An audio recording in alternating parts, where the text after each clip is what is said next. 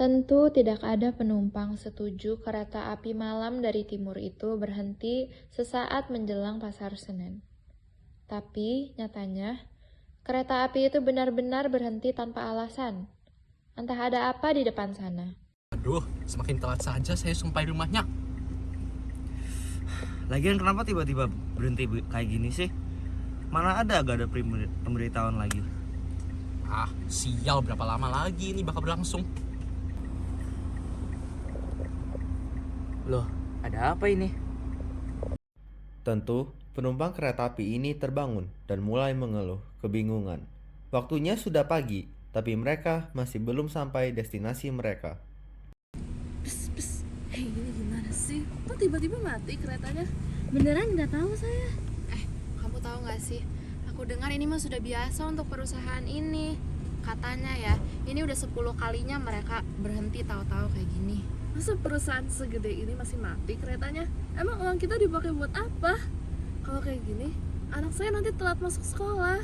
Iya kan, aku memilih untuk naik kereta ini tuh biar bisa explore Jakarta malam-malam dengan tenang. Kalau kayak gini, Dufan mah udah cepet ramai.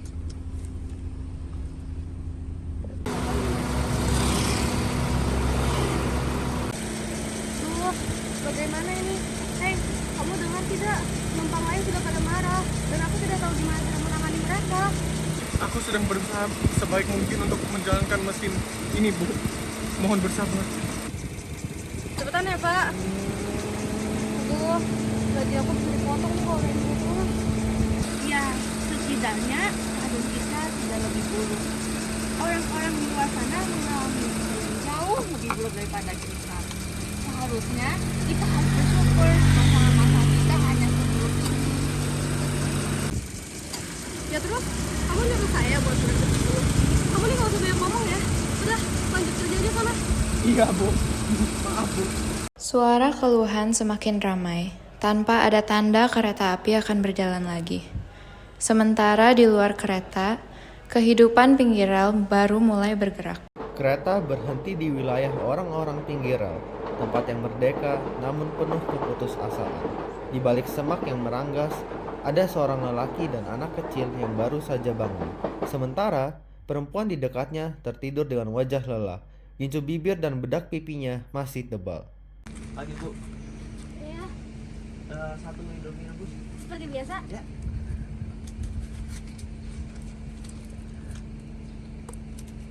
Ditunggu ya. Ya.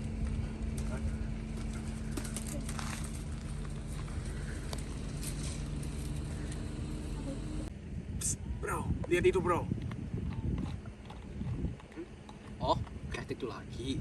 Mereka masih belum benerin masalah kereta tiba-tiba mati itu ya. Ya kan, itu yang aku berpikir.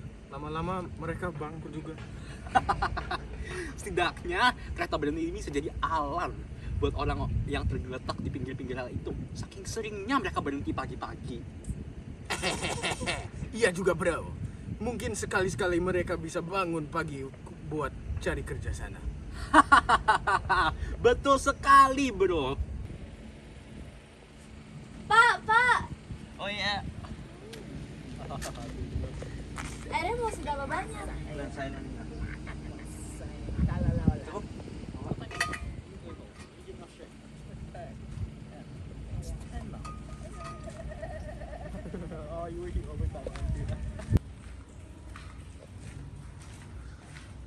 Pak, aku mau, Pak. tahan ya.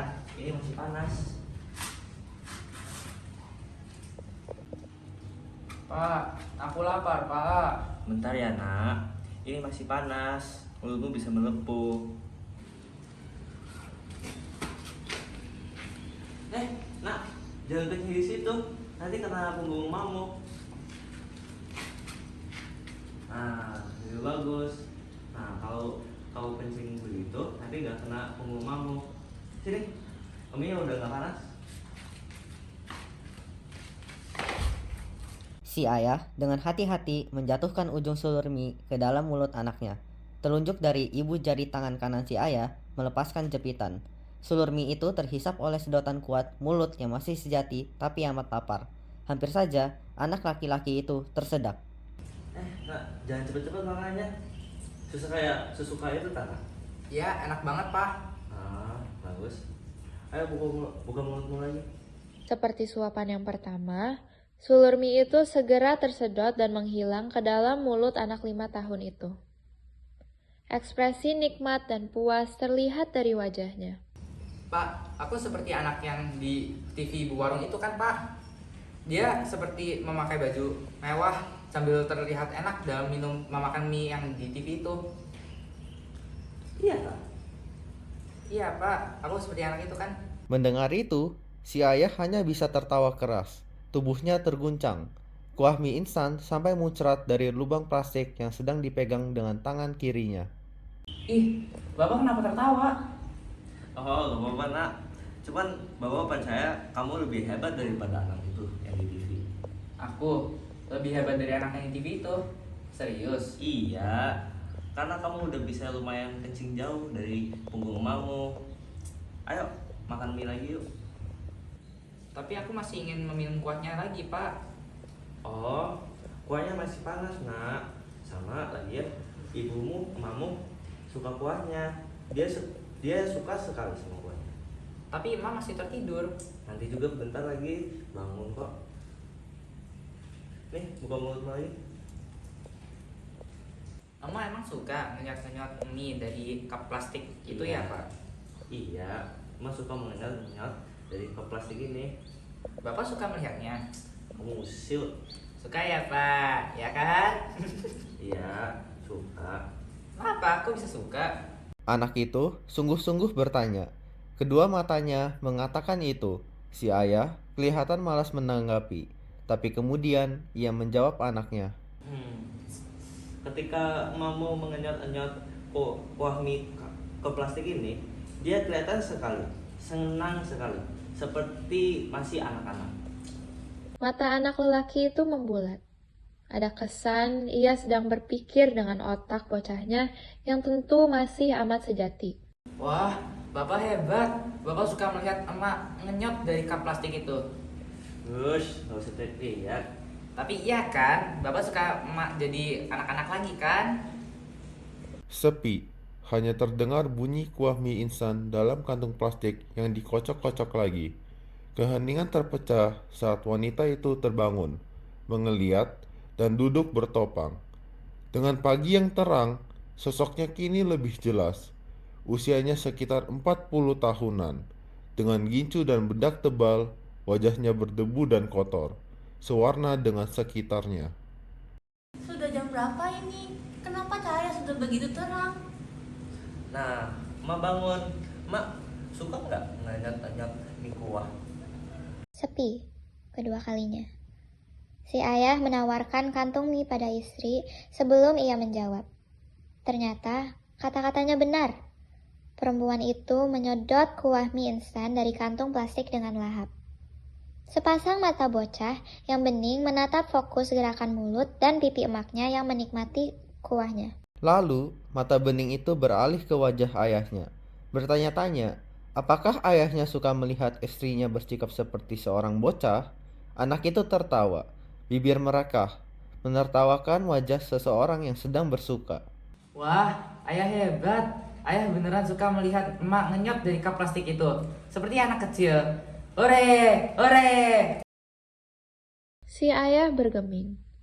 Tatapannya masih terhadap istri atau apanya tanpa berkedip.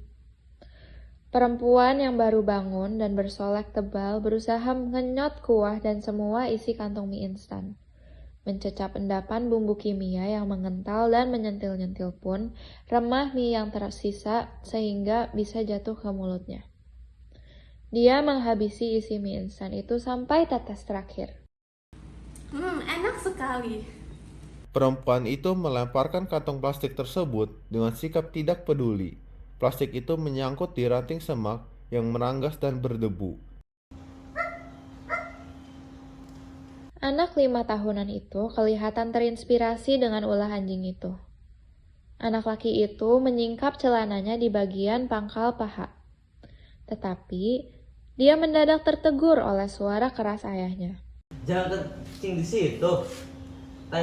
Nanti kena buntalan pakaian ibumu. Tadi aja hampir kena punggung emakmu.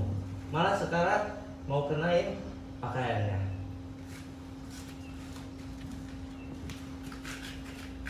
Kencing dekat dalam baju tidak boleh. Kencing dekat emak tidak boleh. Lalu kencingnya boleh di mana? Nah, dengerin nih. Kamu bisa kencing dimanapun di seluruh Jakarta. Di Menteng bisa, di pinggir jalan Tamrin bisa, di lapangan belakang stasiun Gambir bisa, di sepanjang Gili-Gili bisa, di Senayan pun juga bisa. Dengar itu? Hah? Maksudnya apa, Pak? Sini tuh lihat itu anakmu, dia ada kebingungan. Kamu nggak kasihan kan? 3 warga di pinggir rel itu menoleh bersamaan. Di sana, pintu kereta ternyata terbuka, memperlihatkan seorang kondektur dan penumpang yang berdiri, seakan menikmati pemandangan dari jarak yang aman atau nyaman. Tapi emang salah ya? Kok ada sih orang kayak mereka hidupnya di pinggir rel kereta gitu? Malu nggak sih? Ya mungkin mereka malas kerja kali. Orang kayak gini nih biasanya cuma nungguin bantuan aja dari orang lain. Iya. Terus kalau dikasih uang juga paling uangnya dipakai buat narkoba lah, minum lah. Ya nggak sih? Gue udah pasti sih. Aku sih malu ya jadi kayak mereka. Amit-amit deh. Bang, ya, yang ada siapa?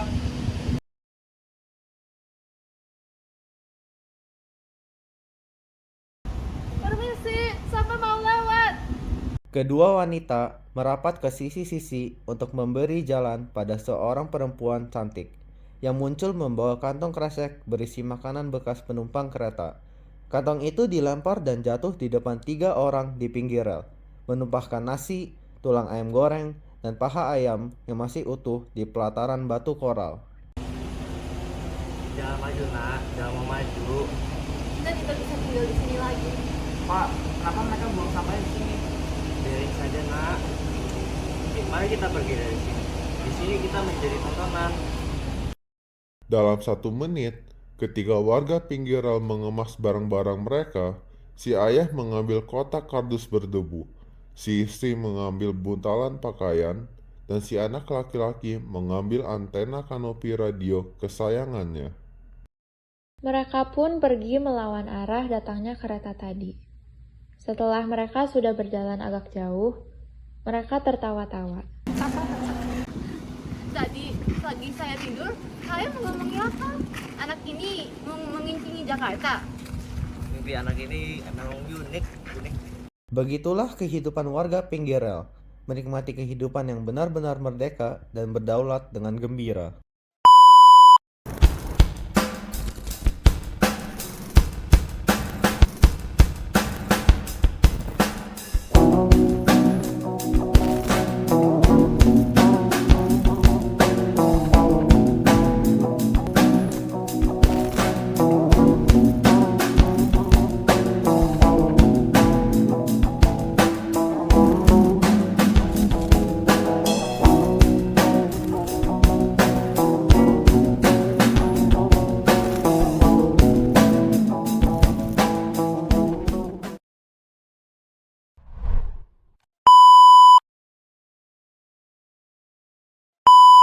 Tadi pagi saya tidur, anak ini Kantong itu dilempar dan jatuh di depan 3 orang di pinggir rel. Tapi emang salah ya? Kok ada sih orang seperti mereka hidupnya di pinggir rel kereta gitu? Anak 5 tahunan itu kelihatan terinspirasi. Anak 5 tahunan itu kelihatan terinspirasi dengan ulah anjing itu. Wah, Bapak hebat. Bapak suka melihat emak nyok dari... Oh, itu. Kereta itu tiba-tiba mati. Yang mati tadi malam ya? Ya terus kamu berhenti saya buat dengar tidak? Penumpang lain udah pada marah. Kalau kayak gini, apa sih? Ntar lu stop. Aduh, semakin